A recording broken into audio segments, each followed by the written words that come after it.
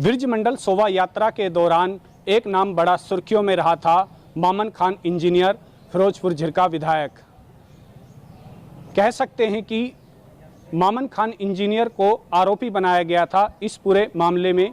उनके वकील हैं ताहिर हुसैन देवला, उनसे बात करते हैं हम।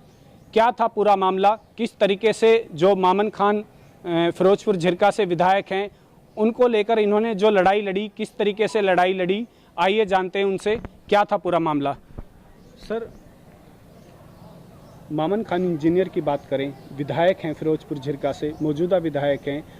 आपके द्वारा उनके केस की पैरवी की गई थी, किस तरीके से पैरवी की गई, क्या कहना है सर? मामन जी को 4 केसों में बुक किया है। FIR नंबर 148, 149, 150 और 137 में जी। 149 में फर्स्ट डे पेश किया था, जिसमें 2 दिन का रिमांड सीख किया था। उसके बाद में 137 में उसको 2 दिन का रिमांड 5 दिन का रिमांड सीख किया था, 2 दिन के लिए अलाउ किया था जी। ना अरेस्ट करने से पहले उसके खिलाफ कोई एविडेंस थी जी, और अरेस्ट करने के बाद जो इन्वेस्टिगेशन की उसको इंटरोगेट किया थोरोली। पूरी इन्वेस्टिगेशन में, एंटायर इन्वेस्टिगेशन में कहीं कोई कनेक्टिव एविडेंस, कॉर्पोरेट एविडेंस को उसके खिलाफ नहीं मिली और कोई सबूत उसके खिलाफ ऐसा नहीं मिला जिससे कि उसकी कहीं से भी कोई इन्वॉल्वमेंट हो। उसको इन्वॉल्व जो किया है वो किसी के फर्द इंसाफ पे किया है या किसी उसका कोई मुखालिफ आदमी था, उसने कोई ट्वीट किया अपने नंबर से, उसके बेस पे उसको किया। तो ये एक बैलेंस मोनू मानेसर को गिरफ्तार किया था, जो एक हार्ड एंड कोर क्रिमिनल था। उसको बैलेंस करने के लिए, दूसरी कम्युनिटीज़ को शांत करने के लिए, क्योंकि ये एक्सपोज हो गया बीजेपी इस केस में, तो इसलिए उनको शांत करने के लिए इसको बलि का बकरा बनाया गया और इसको इस केस में, इस 4 केसों में इसके ऊपर लाद दिए गए और इसको जो है ना फॉल्सली इसको इम्प्लीकेट करके इसको जेल भेज दिया।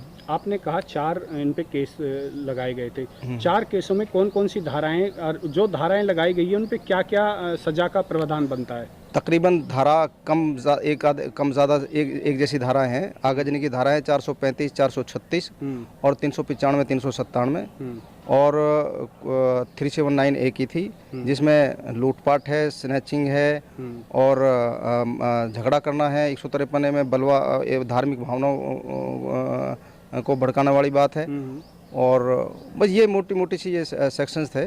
तो इन सेक्शनों में सजा का प्रावधान की बात करें तो इसके खिलाफ डायरेक्ट कोई एलिगेशन नहीं थे जी। इनके खिलाफ एलिगेशन थे इंस्टिगेट करने का, भाई इन्होंने लोगों को 1-2 दिन पहले लोगों को इकट्ठा किया और उनसे कहा कि भाई आपने ये जो यात्रा आ रही है इसमें आपने व्यवधान पैदा करना है। ये उसके खिलाफ एलिगेशन था। इसके खिलाफ कोई डायरेक्ट एलिगेशन नहीं था, बल्कि on the day of occurrence ये था ही नहीं है। इसका फादर जो है ना एडमिट था वहाँ मैदानता में, ये वहाँ पर था, तो इसके खिलाफ कोई डायरेक्ट एलिगेशन नहीं। अब इसको 120 भी का मुलजिम बना के कॉन्स्पायरेसी थी इसकी, 2 दिन पहले इन्होंने कोई घर पर मीटिंग बुलाई थी, उसका कोई फुटेज नहीं है, कहीं कोई उसकी लोकेशन नहीं है, कहीं कोई कॉल डिटेल्स नहीं है, कहीं कोई ऐसी कोई रिकॉर्डिंग नहीं है कि कोई बातचीत हुई हो और उन्होंने किसी से कुछ कहा हो। एविडेंस कुछ है नहीं। इसको हवा में एक मुलजिम बना दिया और मिसयूज है प्रोसेस ऑफ लॉ का। तो ये एक मैंने बता दिया ना कि एक खींच उतारने के लिए और बैलेंस करने के लिए इस आदमी को, इस हमारे विधायक जी को गलत फंसाया है जी। बात करें 15 तारीख को, जब इन्हें फर्स्ट टाइम कोर्ट में पेश किया गया 15 तारीख को, क्या उस समय इनसे मोबाइल, लैपटॉप, जिस तरीके की बातें आ रही हैं, क्या वो इनसे बरामद हुआ है? मोबाइल था इसके पास, वो मोबाइल पुलिस को इसको हैंड ओवर कर दिया था। 1-2 मोबाइल और थे इसके, वो हमने खुद ने ही ड्यूरिंग जब आर्गूमेंट हो रही थी तो कि इनका मोबाइल, हमने लैपटॉप हमने रिकवर करना है, तो हमने खुद ने ही वो पुलिस को हैंड ओवर कर दिए थे। क्यों नहीं करते, कुछ है ही नहीं मोबाइल्स में। अब इन्होंने जो अभी तक जो इन्वेस्टिगेशन है, उन इन्वेस्टिगेशन में भी इन्होंने खुद ने ये माना है जिस दिन पेश किया है कि अब तक की तफ्तीश में इसके खिलाफ कुछ नहीं मिला है। हाँ जी। बात करें, मंगलवार को इनको 14 दिन की न्यायिक हिरासत में भेजा गया। तो न्यायिक हिरासत में बात करें, जैसे जिला कारागार होता है सलम्बा, तो वहाँ आप लोगों को इनसे मिलने की कोई इजाज़त हो या कोई बात पूछनी हो या करनी हो? देखो, जेल मैनुअल के एतबार से एडवोकेट्स का राइट है कि अपने वकील से वो मिल सकता है जी। तो वो इन प्रोसेस में अगर किसी को जरूरत होगी तो वो मिल सकता है। बल्कि कोर्ट ने भी हमें अलाउ कर दिया था एडवोकेट्स को, इन्वेस्टिगेशन के दौरान वो अपने एडवोकेट्स को बुला सकता है और एडवोकेट के प्रेजेंस में उसकी इन्वेस्टिगेशन पुलिस करेगी। तो वो तो राइट है, वो तो अगर एडवोकेट्स अगर मिलना चाहे अपने क्लाइंट से वो मिल सकता है।